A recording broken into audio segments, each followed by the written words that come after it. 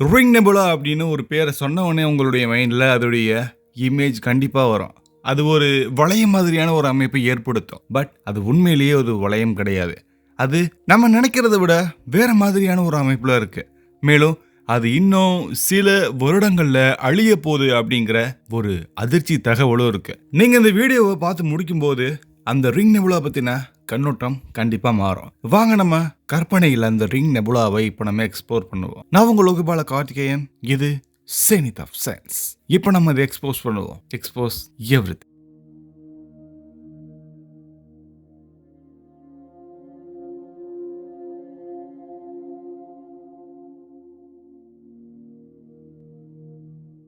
Ring nebula அப்படின்றது பூமியிலிருந்து சுமார் 2300 ஒளியாண்டுகள் தொலைவில் லைரா அப்படின்ற ஒரு கான்ஸ்டலேஷன்ல இருக்கு. இது எவ்வளவு தூரத்துல இருக்குன்றத நீங்க ஈஸியா புரிஞ்சுக்கணும்னா, ஒரு வெளிச்சம் அல்லது ஒரு லைட் பீம் ஒரு வருடத்துக்கு டிராவல் பண்ணக்கூடிய தூரம் 9.46 ட்ரில்லியன் கிலோமீட்டர். இதே மாதிரி இந்த எண்ணிக்கையை நீங்க 2300 மடங்குல பெருக்குனா கிடைக்கக்கூடிய தூரம் தான் ரிங் நெபுலாக்கு நமக்கு இருக்கக்கூடிய இடைப்பட்ட தொலைவு. அந்த அளவுக்கு ரொம்ப ரொம்ப தூரத்துல இருந்தாலும் அந்த சின்ன தொலைநோக்கி மூலியமா நம்ம பார்த்தாலும் இதை நம்ம ஈஸியா பார்க்க முடியும். 1779 வருஷம் பிரெஞ்சு வானியலாளர் சார்லஸ் மேசியர் ஒரு சின்ன டெலஸ்கோப் வச்சு நெபுலாவை முதல் முறையா ஒரு பதிவு செஞ்சாரு. அவர் உருவாக்குன அந்த மெசியர் லிஸ்ட்ல இது 57வது இடத்துல இருக்கு. அதனால இதை நம்ம M57 இன்னொரு ஒரு பேரு வச்சிருக்கோம். அவர் பார்த்த காலத்துல இது ஒரு வளைய மாதிரியான ஒரு அமைப்புல தெரிஞ்சது. அதனால இதுக்கு ரிங் நெபுலா அப்படின்னு பேரு வந்துச்சு. உண்மையிலேயே இது வளையம் இல்ல. இது 3 டைமென்ஷன்ல இருக்கக்கூடிய ஒரு வாயு கோளம், அதாவது ஸ்பியர் ஷேப்ல இருக்கக்கூடிய 3 டைமென்ஷன் எலமெண்ட். நம்மளுடைய பார்வைக்கு இது வளையம் மாதிரி தெரியுது, அவ்வளவுதான் வித்தியாசம். ரிங் நெபுலா அப்படிங்கறது ஒரு பிளானட்டரி நெபுலா வகையை சேர்ந்தது. இதுக்கு கிரகங்கள் எந்த வகையான தொடர்பும் இல்லை இந்த பிளானட் அப்படின்னு அர்த்தத்துல. பழங்காலத்துல டெலஸ்கோப்ல பார்த்த போது இது யுரேனஸ் மாதிரியான ஒரு தோற்றத்துல இருந்திருக்கு. அதனால அதுக்கு இந்த பெயரை வச்சிருக்காங்க.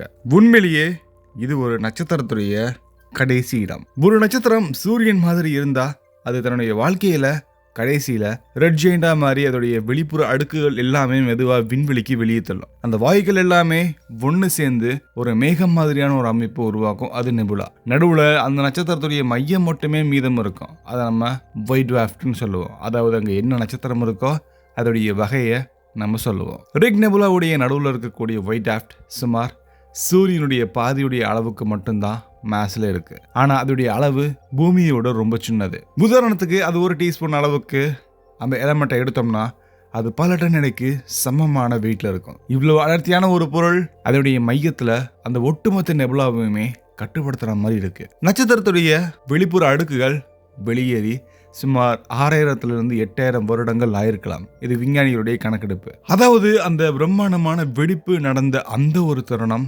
மனிதர்கள் பூமியில பழங்கால நாகரிகங்களை உருவாக்கிட்டு இருந்த காலம். அந்த காலத்துல வெடிச்சு வெளியேறின வெளிச்சம் தான் இப்ப நம்ம பார்த்துட்டு இருக்கோம். இந்த நெபுலாவுடைய பரப்பளவு சுமார் 1 ஒளியாண்டுகள்.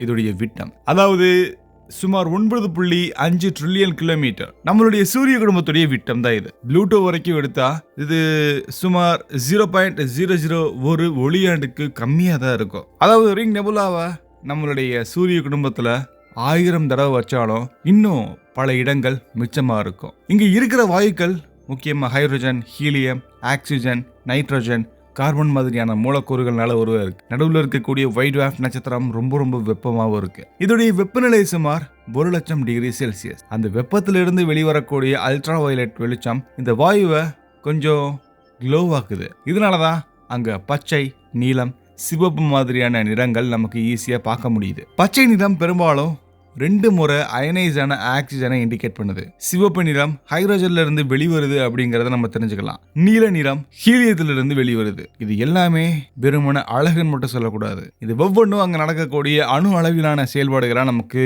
வெளிச்சம் போட்டு காட்டுது. இந்த நெபுலா இருக்கிறது சுமார் வினாடிக்கு 20-30 கிலோமீட்டர் வேகத்துல விரிவடையக்கூடிய இடம் அப்படின்னு நம்ம தெரிஞ்சிட்டோம். அதாவது ஒவ்வொரு வினாடியும் அது ஒரு சின்ன நகரத்தோட அளவுக்கு ரொம்ப பெருசாகுது. இந்த வேகத்துல தொடர்ந்து இது எக்ஸ்பேண்ட் ஆயிட்டு இருக்கு. இன்னும் சுமார் 10,000 20,000 ஆண்டுகளுக்குள்ள அது முழுவதும் டிஸப்பியர் ஆயிடும், விண்வெளியில கரைஞ்சு போயிடும். அப்போ ரிங் நெபுலான்ற ஒரு அமைப்பு இருக்காது.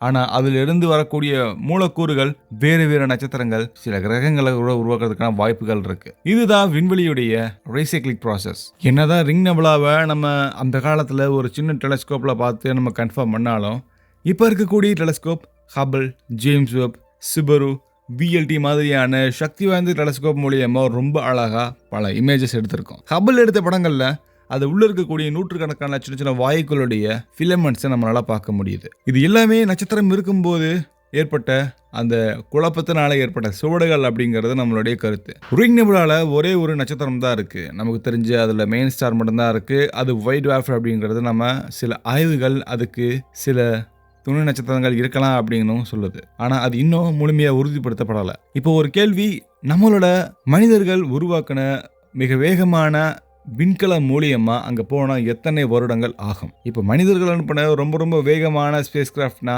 Voyager 1, இன்னொன்று பார்க்கர் சோலார் ப்ரோப். அதிகபட்சமா மணிக்கு சுமார் 7 லட்சம் கிலோமீட்டர் வேகத்தில் பயணம் பண்ணும். இந்த வேகத்தில் போனாலும் நம்ம 2300 ஒளியாண்டுகள் கிராஸ் பண்றதுக்கு சுமார் 3 கோடி வருடங்கள் ஆகலாம். மனிதன வரலாறை விட ரொம்ப ரொம்ப பல மடங்கு நீண்ட காலம். இதனாலதான் இப்போதைக்கு ரிங் நெபுலா நம்ம பார்க்கக்கூடிய ஒரு அமைப்பா மட்டும்தான் இருக்கு.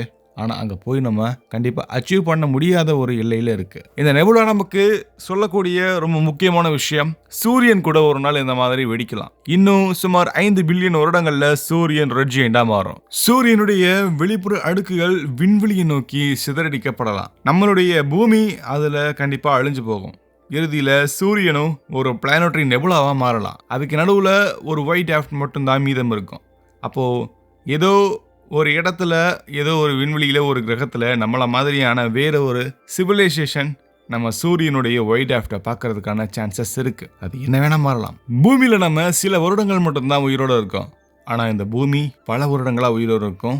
நம்மளுடைய சூரியனும் பல பில்லியன் வருடங்களா உயிரோட இருக்கும். அதனால வேற்று கிரக வாசிகள் மாதிரியான சில சிவிலைசேஷன் உண்மையிலேயே இருந்துச்சுன்னா, அது பார்க்குற மாதிரியான சான்சஸ் இருந்துச்சுன்னா, நம்மளுடைய ஒயிட் ட்வார்ஃப்ட கண்டிப்பா அது பார்க்கும். நம்மள மாதிரியான ஒரு வரலாறை அது எழுதும். அது வரைக்கும் நம்ம கண்டிப்பா வேற ஒரு நட்சத்திரத்தையோ அதை சுற்றி இருக்கக்கூடிய பல பொருட்களையோ நம்ம அதோடைய வரலாறை கண்டிப்பா எழுதணும். நீங்க வானத்தில் பார்க்குற ஒவ்வொரு வெளிச்சமும் ஒரு சின்ன சின்ன கதையை சொல்லணும். ஆனா அந்த கதையை நம்ம கேட்கறதுக்கு தயாரா இருக்கணும். நீங்க அந்த ஒட்டுமொத்த விண்வெளியுடைய கதையை மெதுவா தெரிஞ்சுக்கணும், எல்லாமே புரிஞ்சுக்கணும்னா மறக்காம சேனலை சப்ஸ்கிரைப் பண்ணுங்க. கண்டிப்பா ஃபியூச்சர்ல பல வீடியோஸ் இருக்கு. எக்கச்சக்கமான விண்வெளி பயணங்கள் கண்டிப்பா நம்ம சேர்ந்து பயணிக்கலாம். அடுத்த ஒரு இன்ட்ரெஸ்டிங்கான ஒரு ஸ்பேஸ் எலமெண்ட்டை எக்ஸ்ப்ளோர் பண்ற வரைக்கும் வானத்தில் என்ன மாற்றங்கள் ஏற்படுதுன்றத பாருங்க. நம்ம சேர்ந்து எக்ஸ்ப்ளோர் பண்ணுவோம். பாய்.